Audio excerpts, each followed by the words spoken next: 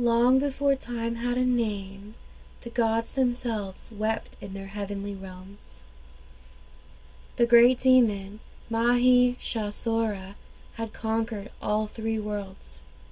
He could take the form of a mighty buffalo. His power came from terrible spiritual practices and a boon or wish of near-invincibility from Brahma himself. This demon had driven the gods from their own heavens. Indra, lord of storms, wandered homeless. The sacred fires of Agni grew dim. Even Vishnu and Shiva could not match this force of chaos. The cosmic law that holds all existence in balance was breaking apart. In desperation, the gods gathered together. From the depths of their being, they called upon the one power that existed before all powers, the one consciousness from which all consciousness flows. They called upon Adi Shakti, the primal divine mother, the creative force of the universe itself. And she heard their call. From the combined light of all the gods' energies, she began to appear. Light poured forth, not ordinary light, the light of pure consciousness itself. This light took form, but oh, what a form it was. She appeared as a woman of beauty beyond description, but this was beauty that contained all of existence within it. Her skin glowed. It glowed like molten gold. She had 18 arms, each holding a divine weapon given by the gods themselves. Shiva's trident, Vishnu's discus, Indra's thunderbolt, the bow of Vayu, the sword of Kali. Upon a magnificent lion she sat. The lion itself, her own power made visible, her divine will given form. This was Durga, the one no negativity could touch. When Mahishasura's scouts told him that a beautiful woman wanted to meet him in battle, oh, the demon laughed. In his arrogance, he sent his armies first. He thought he could easily defeat this feminine form. But what happened next revealed the true nature of the Divine Mother. The battle was like any battle. It was unlike any battle, oh my goodness, ever fought. It was fierce. It was not just weapons clashing. It was a cosmic fight between chaos and divine order. Durga fought not with anger or with hatred, but with the calm fierceness of a mother protecting her children, and all of creation were her children. Her lion roared. The sound shattered the confidence of demon armies.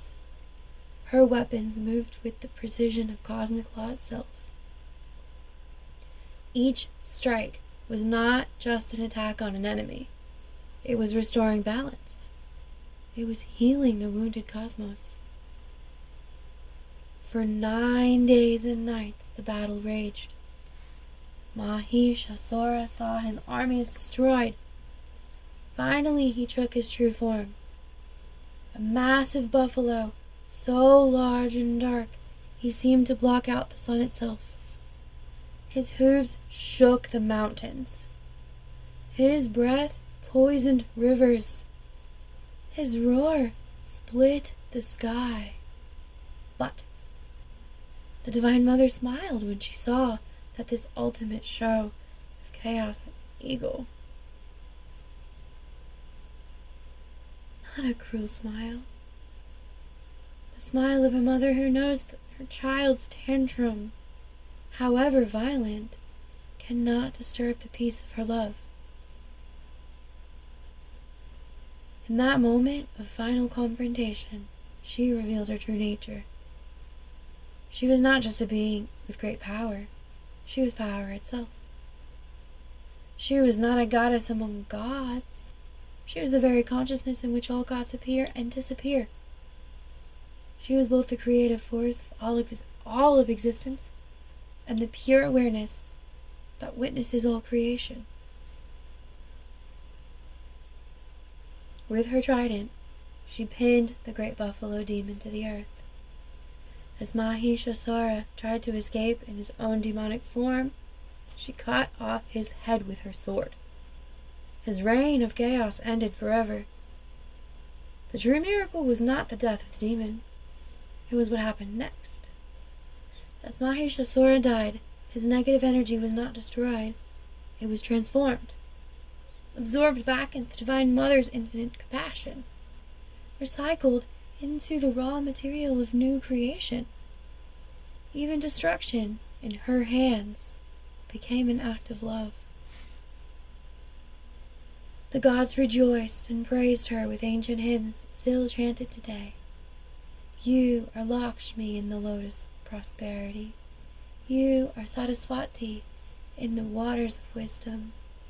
You are the terrible Kali who dances where the ego dies. You are gentle Uma who soothes Shiva's wild nature. You are all goddesses, and yet you are the one goddess beyond all forms. And she replied, her voice like the sound of creation itself. Whenever cosmic order declines and chaos threatens, whenever my children cry out in genuine need, I will appear again. I am always here, closer than your breath, nearer than your heartbeat. I am the power in your courage, the wisdom in your compassion, the love in your service. You need not search for me in distant heavens. I am the very consciousness with which you search. With these words, she began to fade from visible form, but not to disappear. Rather, she became transparent. She showed them that she had always been the invisible foundation of everything they could see. She was the earth that supported them, the water that nourished them, the fire that gave them light, the air they breathed, the space in which all things moved.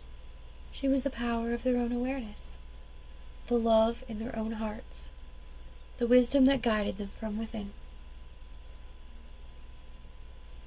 This ancient story speaks directly to our modern hearts. The battle between Durga and Mahishasura happens not just in mythical times, it happens in every moment, in every human heart. Mahishasura represents the ego mind when it becomes destructive. The part of us that believes that it is separate from the whole, that takes power only for itself, that sees others as objects to be used rather than expressions of that same divine consciousness. He is our greed that destroys the environment, our hatred that tears apart communities, our ignorance that creates suffering. Durga is the awakened feminine principle within each of us, not just in women, in all beings. She is the power of love that can face any darkness without being corrupted by it. She is the fierce compassion that will not allow injustice to stand unopposed. She is the wisdom that sees through all illusions to the underlying unity of existence. To see her today, look for her in the mother who works 3 jobs to feed her children, who finds strength she didn't know she had. Well, that's Durga's power showing itself. The activist standing peacefully, yet firmly for justice, who faces hatred with love and violence, with fearless compassion, that is Durga's lion-hearted courage. That teacher that you're sending your kids to school every day to sit with, who sees the divine spark in every difficult situation, in every student, who never gives up on anyone, that's Durga's unconditional love. The healer who touches not just the body, but the soul of suffering. That is Durga's transformative power. And in the quietest moments, when you sit in meditation or prayer, when you feel that vast presence that is both utterly intimate and infinitely expansive, when you touch the source of your own being, that is the Divine Mother. She's closer than your thoughts, more essential than your breath. The very awareness with which understands these words. She's not a being you worship from far away. She is the power by which you worship. She's not a goddess you pray to. She is the love with which you pray. She's not separate from you. She's your own deepest self, recognizing itself in all of the forms of existence. This ancient story teaches us that the Divine Mother's greatest miracle is not that she defeats our demons, that she shows us that we are her own divine nature, temporarily forgetting itself in the play of form and name. To remember this is to see her everywhere, always, as the very ground of being itself.